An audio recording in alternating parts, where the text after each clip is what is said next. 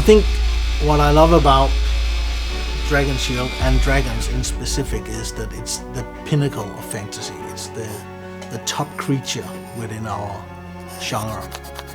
But it's also appealing that a dragon can be so many different things.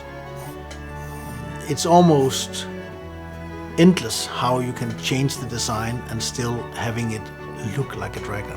That's why I think dragons are very, very fun and cool. And also why they keep being funny for me as an artist to paint and draw. Because every dragon is a new dragon, a new personality, a new design, a new creature that you have to go into as an artist and imagine. And that thing I think is really, really appealing.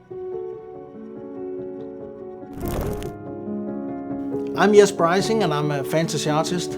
I paint dragons, goblins and monsters for a living.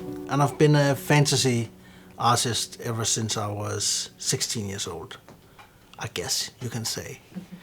It was also around that time that Dungeons & Dragons emerged, and a friend of mine got a hold of the basic set, and I very clearly remembered skipping through the pages on the basic sets, nailing in on some of the illustrations and thinking, I want to do this when I become an adult, or I want to do this as a living. And it took 20 years, but then it came true. I really like how the Sky Dragon turned out. I think it's one of the most unique design of a dragon I ever did.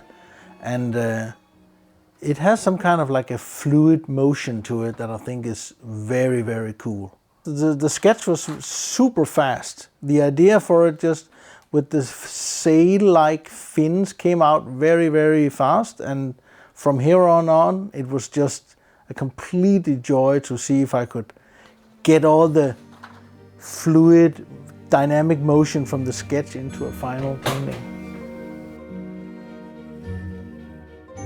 When looking at our relationship, Dragon Shield and me, it's go way, way back because the original founders of Dragon Shield were playing in the same role-playing group that I was playing in Aarhus in the late 80s. And I always looked for some kind of relation where we could do some work together. It's always been in a part of my mind that I could work on dragons together with the Dragon Shield.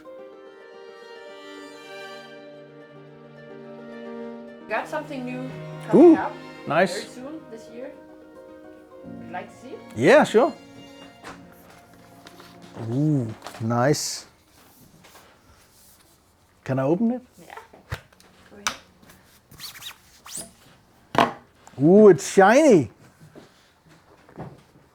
Nice. And it already has my signature on it. This is super cool.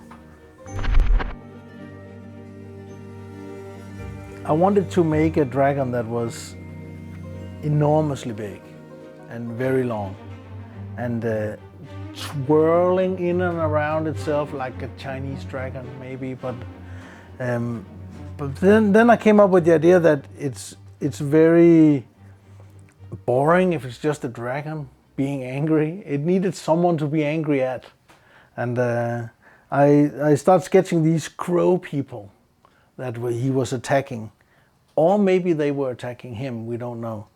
But as soon as I had them in the narrative, I really think it became a fun illustration. But then I wanted them to not just look like birds, so I gave them small vests and weapons and stuff. So now I already have this scenario that there's a whole population of crow people somewhere that whose worst enemy is this big white dragon that once every day take a couple of the young ones. But I guess that's how nature is. I love seeing my own stuff in the store, and I will sometimes go into the store and take my own product and put it out so people can see it. So I enjoyed it. I mean, being a player and a user of all the game materials, I really enjoy seeing my own stuff on products. I enjoy playing with my own cards that I painted. I enjoy playing on my own playmats and all of that stuff. It's a special thing when you created a piece of artwork and you handed it in, and then you more or less forget about it, because it takes about a year for a product to come out.